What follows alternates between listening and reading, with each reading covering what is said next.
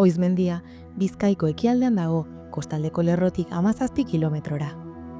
Iparraldera Oka, Lea eta Artibai ibaien arroetako urak banatzen ditu, eta hegoaldera Ibaizabal ibarrekoak. Gailur lerroak ipar-mendebalde hego-ekialde orientazio orokorra dauka, 7 kilometrotik gorako luzeera du eta 1026 metroko gehieneko altuera. Geologia aldetik Eozenoko arearriz osatua dago. Oizko baliabide preziatuenetako bata arearri hori. Eta neolitoaz geroztik ustiatu izan da hilobi megalitikoak eraikitzeko. Garai historikoetan harri hori erabili izan da besteak beste, errotarriak egiteko, galtzadak zolatzeko eta sasikupulako txabolak egiteko. Oizko estazio megalitikoa Jose Miguel Barandiaranek aurkitu zuen. 1923ko ekainaren 8an, eta Probazelaiburu bi eta Iturzurigana trikuharriak identifikatu zituen. Horiei gehitu zitzaizkien 1976 eta 1981 artean beste 3 monumentu. Guztiak monumentu multzo izendapenaz kultura ondasun gisa izendatu ziren 2009an Eusko Jaurlaritzako dekretuaren bidez. 2021 eta 2024 artean Oizko estazio megalitikoa balioan jartzeko eta zabalkundea emateko proiektu bat landu genuen. Agiri arkeologia elkarteak zuzenduta eta Berriz eta Maiabiako udalek eta Eusko Jaurlaritzako kultura eta hizkuntza politika sailak sustatuta. Proiektu horren barruan beste 4 monumentu aurkitu genituen, baina horietako 3 maila arkeologikoan oraindik balioetsi gabe daude. Ikerketa ziklo honetan esku hartze hauek gauzatu dira. 2021an Probazelaiburu bat trikuharria eta Probazelaiburu 3 eta Iturzurigana mairu baratzeak induskatu genituen. 2022an Probazelaiburuko mendilepoa zundaketa bidez miatu genuen, eta beste 2 monumentu aurkitu genituen. Iruinarri bat eta trikuharri zista bat. 2023an Ipinarri eta tumulua induskatu genuen. Egindako lanekin, Kristaurretik 4. eta 1. milurtekoaren arteko ehorzketa sekuentzia zehaztu genuen.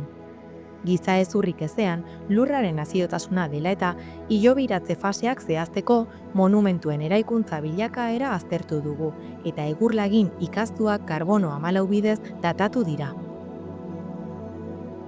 Ditugun datuak kontuan hartuta, Oizko ehorzketa sekuentzia Kristaurretik 4. eta 3. milurtekoen artean abiatu zen Probazelaiburu bat trikuharrian. Monumentu horrek lurrezko nukleoa eta harrizko koraza ditu, eta zutikako arlauzaz osatutako eraztun tumularra dauka. Hilobi ganbera ez da kontserbatu, baina ziur aski oinplano angeluzuzena izango zuen eta ekialdera begira egongo zen. Indusketan 2 gezipunta ostokara aurkitu ziren. Probazelaiburu bat taldekako ehorzketa hilobitzat jotzen da.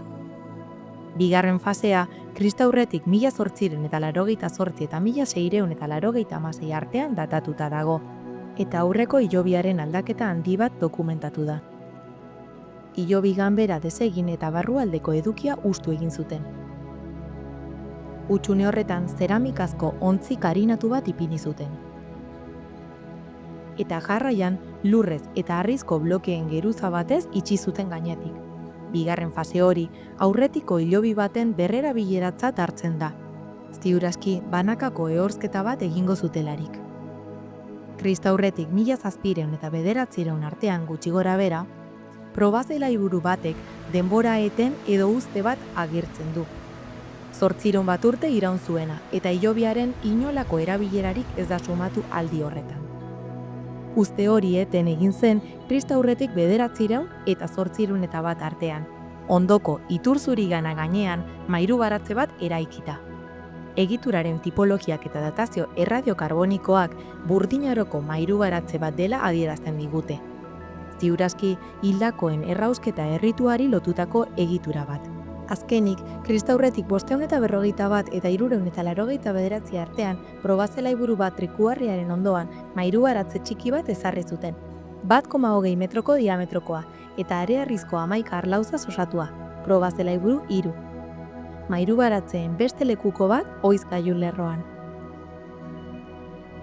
Gaur egun, Probazelaiburu 3 eta Iturzurigana errausketa monumentu mendebaldekoenak dira. mairu baratzeen eremu nuklearretik urrunduen daudenak.